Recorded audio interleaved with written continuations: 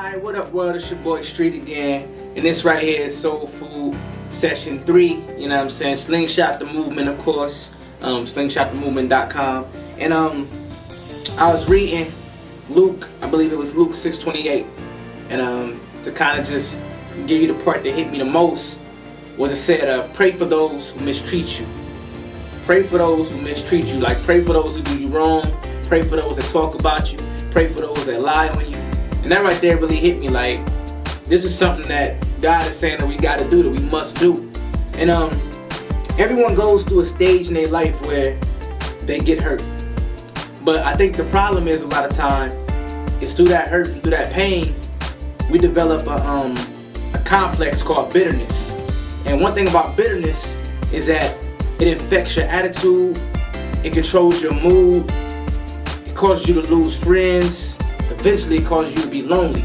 So one thing that's worse than the pain of being hurt is the fact that you can develop this thing called bitterness. And I think sometimes as a people, we like to keep score. You know what I mean? We like to have a little scorecard of what somebody did to us. So-and-so did this, so-and-so did that. And we keep that in our memory. We keep on playing it over and over again, and it becomes embedded in our brain. And one thing that God has always made sure that He developed in His Word was that we understand forgiveness and mercy. And one thing about mercy is that I give mercy not on the merit of how good you are, but on the merit of how much I love you or how much I care about you. You see what I'm saying? So it's not about my actions, about how good I am, it's about how much God cares about me. And that's what we as a people got to understand in dealing with other people.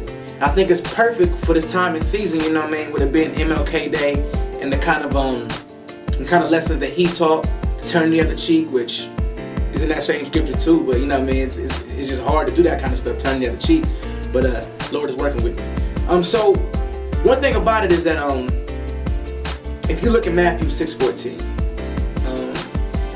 what it lets us know is that what we do to others affects, you know what I'm saying, how God deals with us.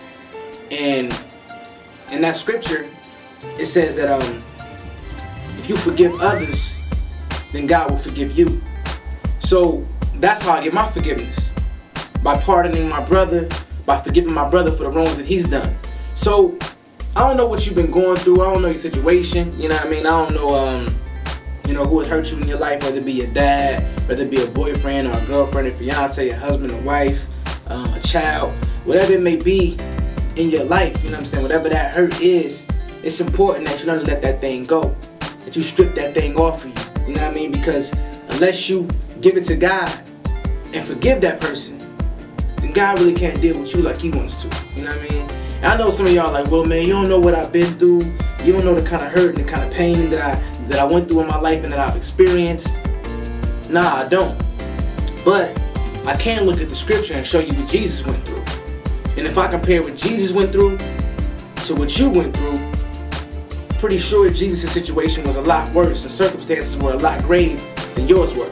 You know what I mean? So you got Jesus whose family eventually thought he was crazy, you know what I mean? Who the disciples ran out on him, who people who he had healed are now saying kill him. And what Jesus did was he said, man, forgive them, for they know not what they do. And all of this was going on while he was on the cross. Saying forgive them, for they know not what they do while he was on the cross, man. So I appreciate all my haters out there. I forgive y'all, for y'all know not what y'all do.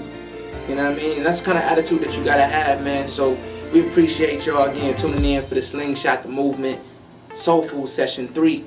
I'm going to keep this one short and sweet, but make sure y'all check out Luke 6:28, man. It's very important that you check that out. Matter of fact, you should just read the whole chapter, because it's a good chapter to read. Also, Matthew 6:14, you know what I mean? So, with that being said, I'm going to let y'all go, man. Y'all enjoy y'all's holiday, man. Big shout out to the homie J Flu. Album released January 30th. New Birth Christian Ministries. Doors open at 7 p.m. Teen Sanctuary. So when we fill the capacities, Fire Marshal ain't gonna let nobody else in, alright? So make sure y'all there. J Flu, K Drama, my boy Cam gonna be there, man. Alan gonna be there. Slingshot, we are the movement.